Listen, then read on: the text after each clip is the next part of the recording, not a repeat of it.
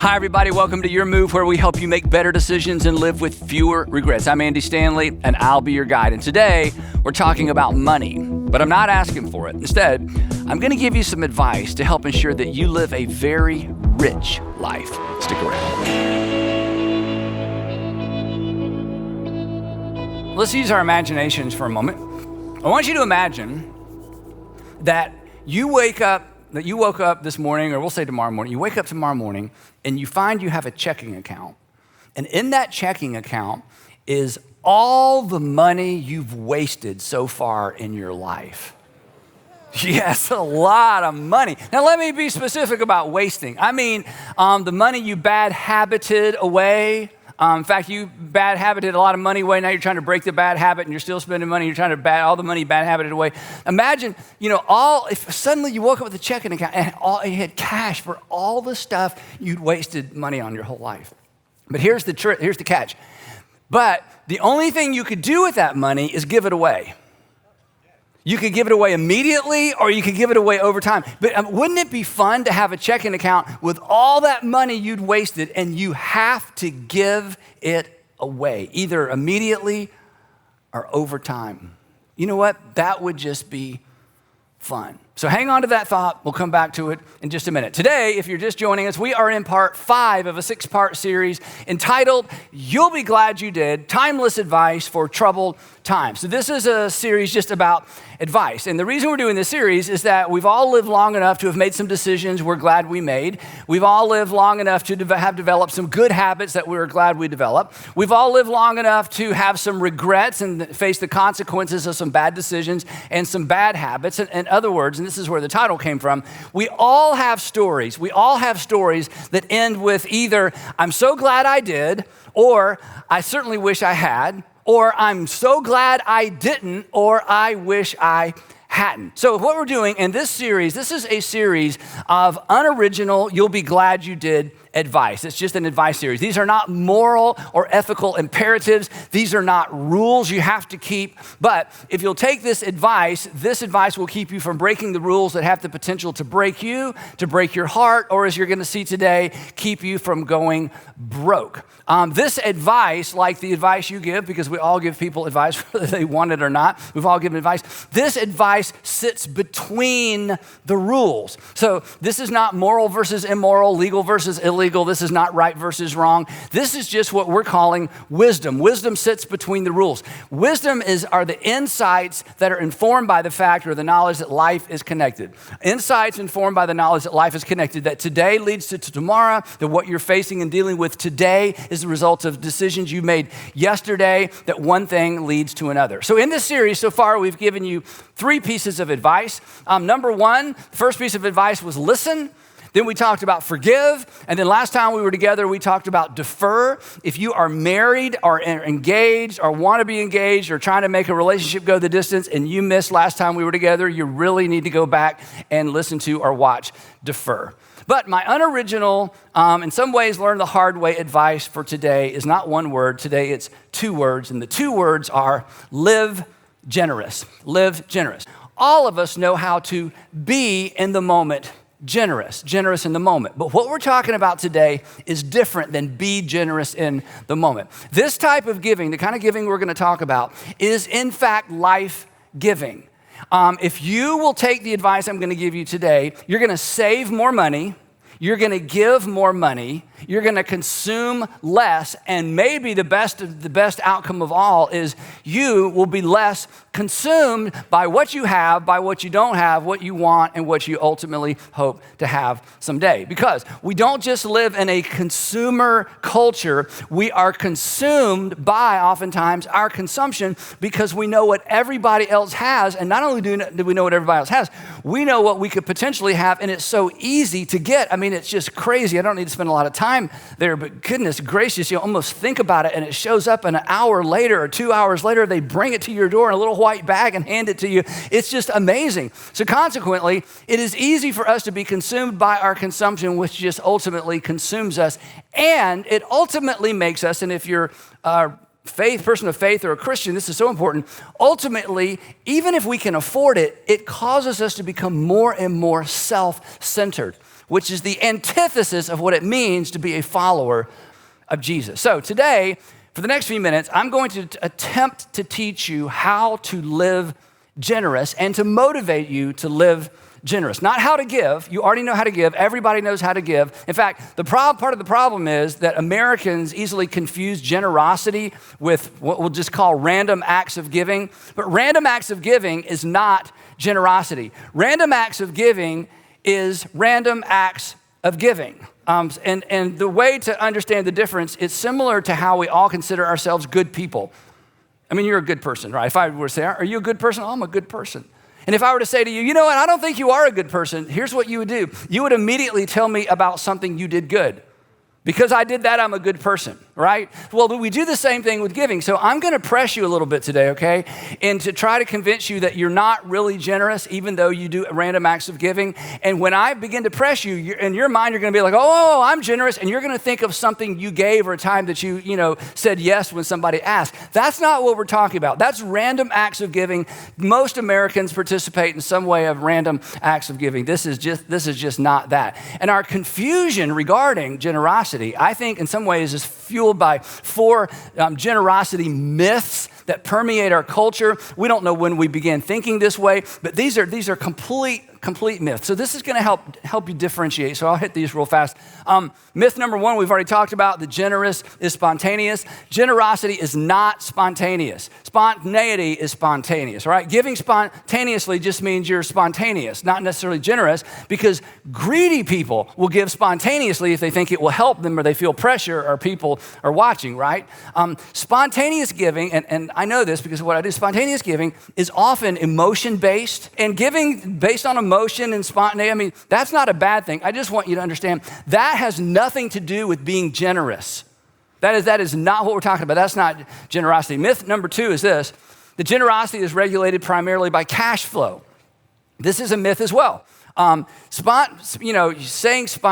yes spontaneously because somebody asked, again, that's not generosity. So maybe you've had a situation where somebody was asking you for money to give to something, and what you do immediately is you think about how much money is in your wallet, how much money is in your checking account, how much money you have access to immediately.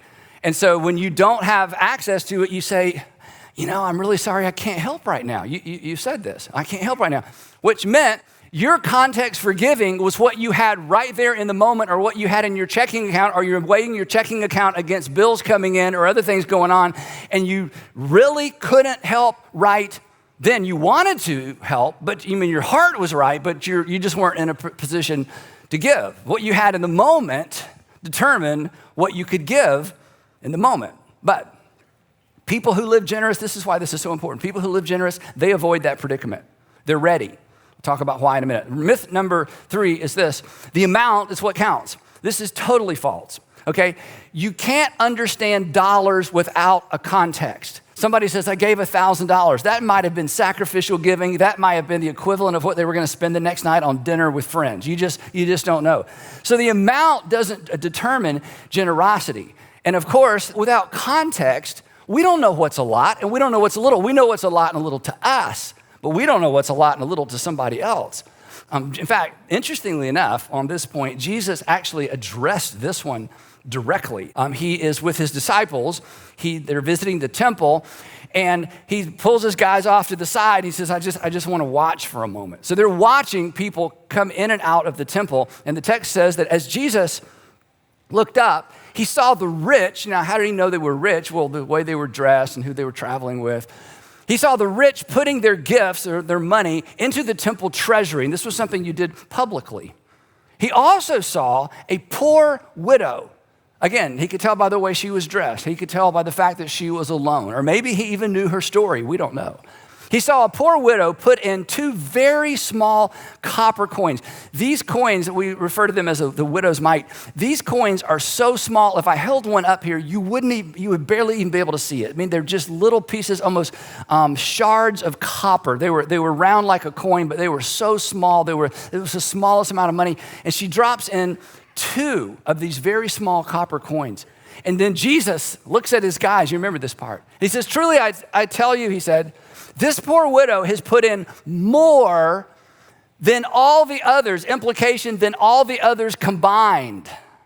To which we say, and his disciples were thinking, okay, what kind of math is that? And Jesus would have said, that's kingdom math. That's kingdom of God math. God is not impressed by amounts. God is moved by percentages. He went on to say, all these people gave their gifts out of their wealth. In other words, they had a lot left over. They gave, some percentage. But she, out of her poverty, put in all she had to live on. So she gave more than everybody else. She gave more than everybody else, perhaps combined. She was the most, this is important, she was the most generous person at the temple that day because the amount is not what counts. When it comes to generosity, it's not about the amount. It's the percentage that counts. We'll come back to that. Generosity myth number 4. This is the last one. This is kind of for fun. Rich people are generous. No, they're not. They're not. Let me explain this. Rich people are rich. Generous people are generous. And the two aren't necessarily the same. In fact, there's no necessary correlation. In fact, the truth is, and some of you can attest to this because of the way you grew up or maybe the circumstances you're facing now, poor people, and Jesus just illustrated this in this little snippet of narrative we looked at, poor people are generally far more generous than wealthy people. And here's one of the reasons why. Because poor people, truly poor people, they are not trying to save their way out of their poverty. They're trying to survive. So consequently, they are very dialed in to people who are living on the edge because they themselves are living right on the edge of financial catastrophe. So because there's proximity, because there's overlap in terms of life experience, they are quick to come to somebody else's aid because they've been there, and they know that if I help them, then when my moment comes, my day comes, perhaps they will help me. So real quick, I'm going to give you a definition of generous living or how to live generously. It's very clunky. I made it up. You don't have to memorize it because I'm going to walk you through it. So here it is. Generous living. Here's what we're going to learn to do. The premeditated, calculated, designated emancipation of financial assets. Hold your applause. That's right. The premeditated, we're going to talk about that. Calculated, designated emancipation, that is the liberation of our financial assets. So the first word is premeditated. In order to live generously, you have to have a plan. Look up here. I don't care how much money you have, how little money you have. If you don't have a plan, you will not and you cannot be generous.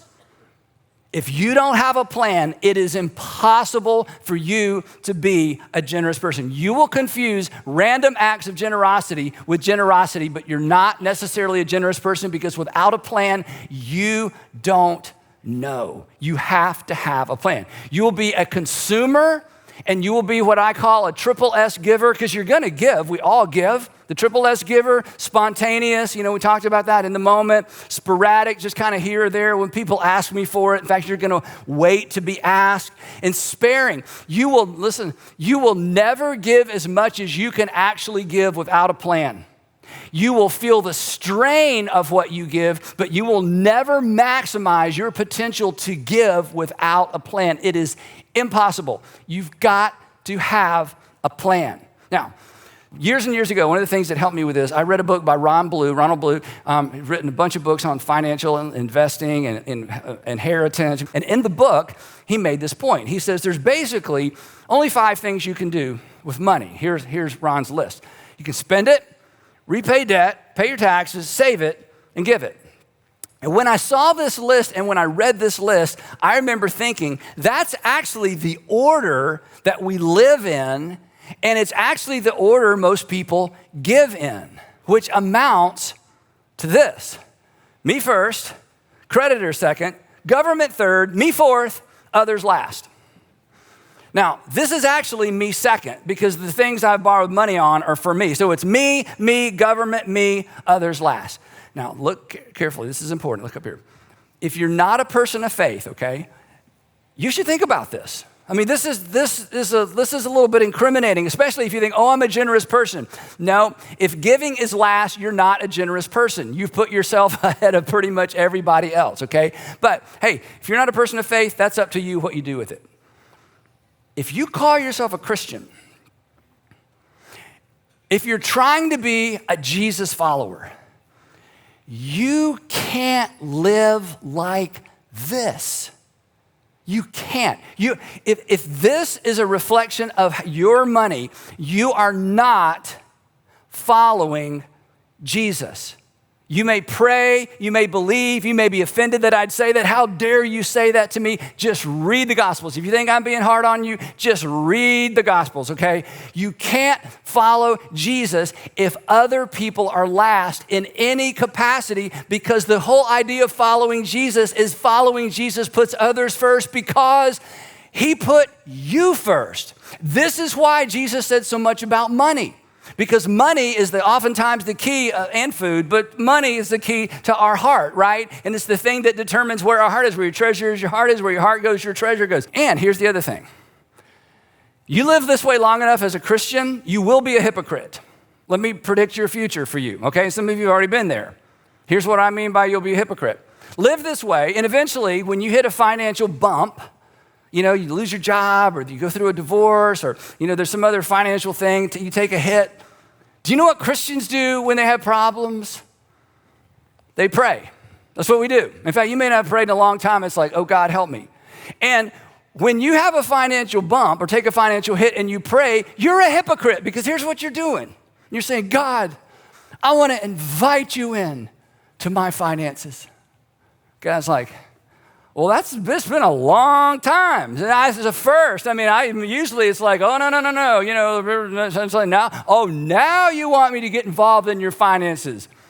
How hypocritical is that? So you need to reverse that order now as a Jesus follower. And it's not that you shouldn't pray when you hit a financial bump. Of course you should pray. In fact, many people come to their senses financially when they hit a bump, and they finally reverse that order and invite God into their finances, not in the moment of crisis, but habitually as a way of life. And that's what I'm inviting those of you who consider yourselves Christians to do.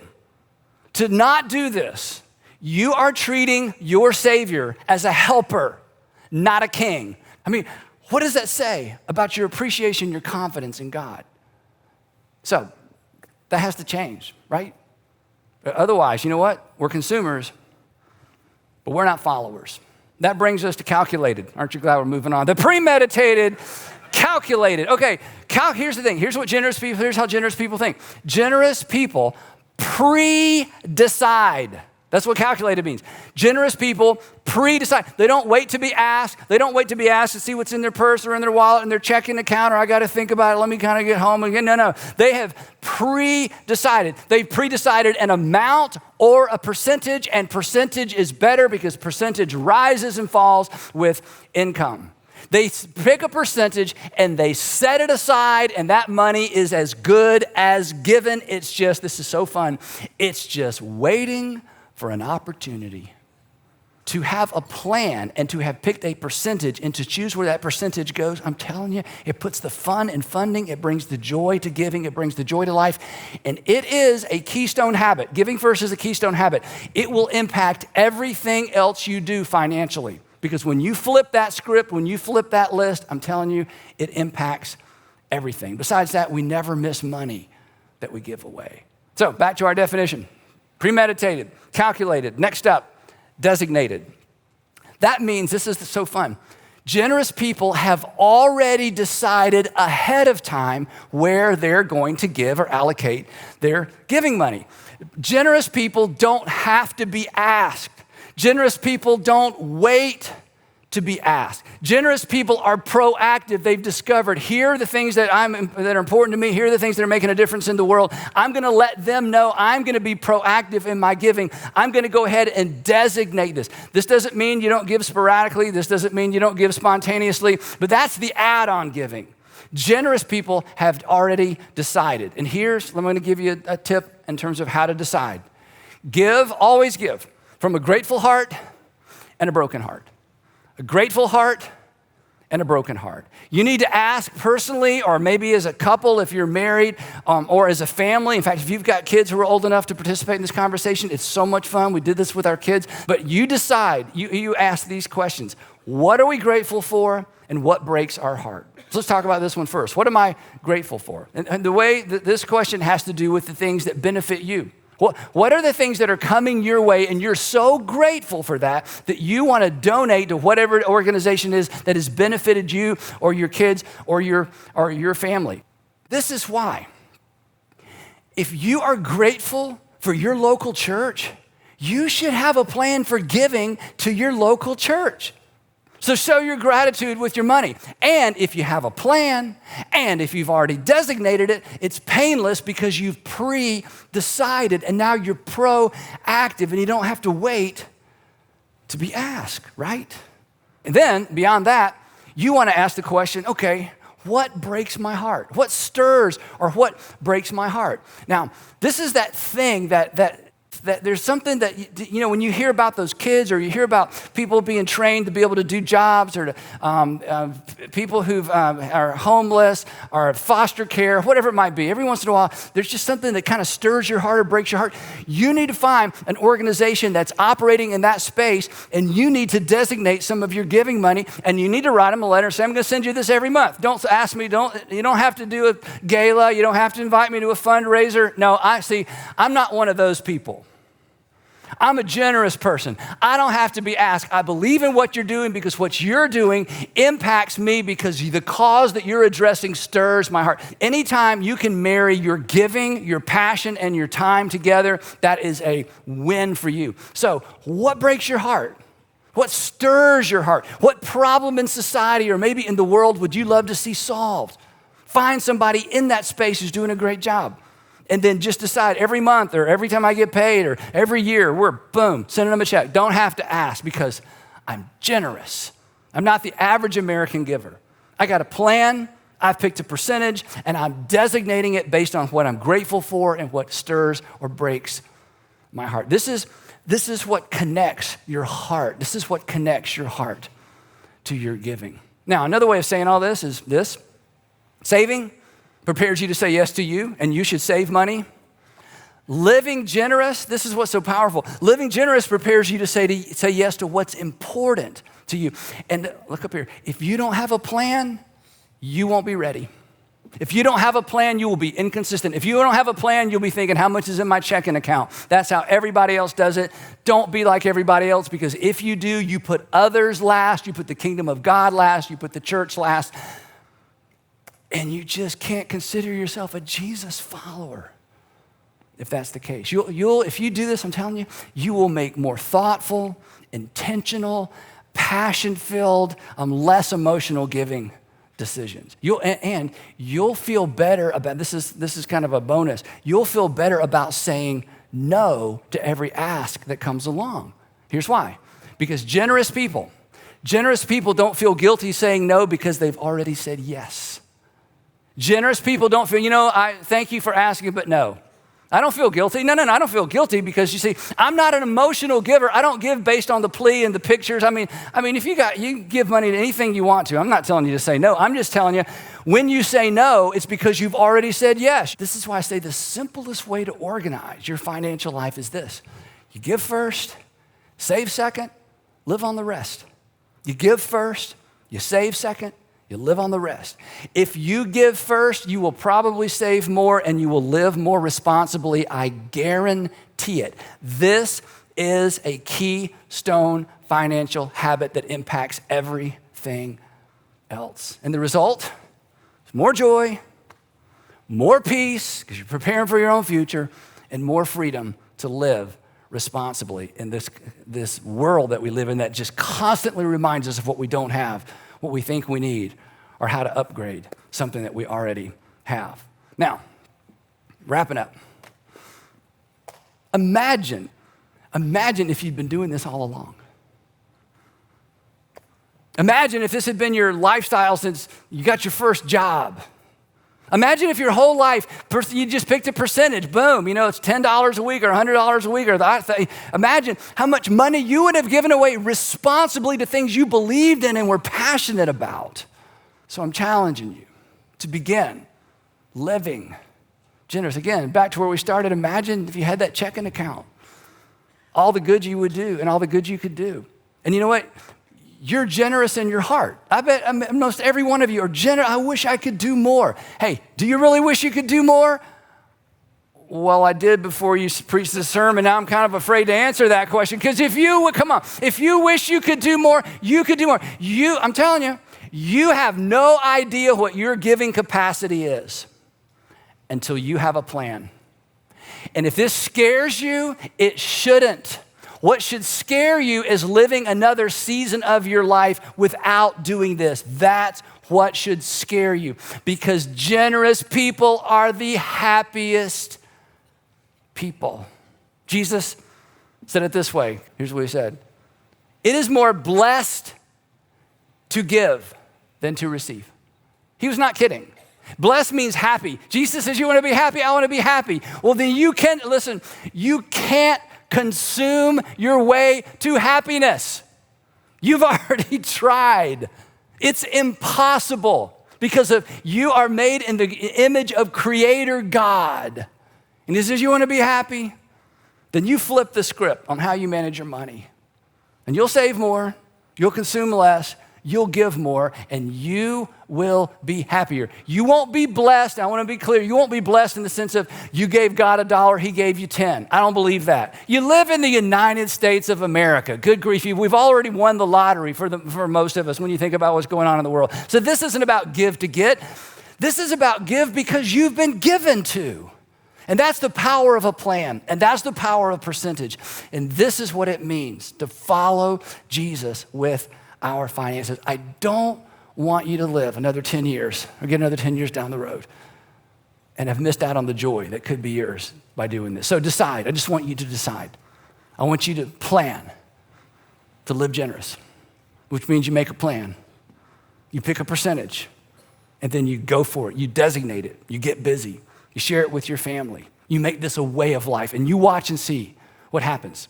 You watch and see what happens to you on the inside and in your heart, and watch and see what happens in your finances. It is a keystone habit. It has the potential to change everything. So give generously. More important, live generous. You will be glad that you did.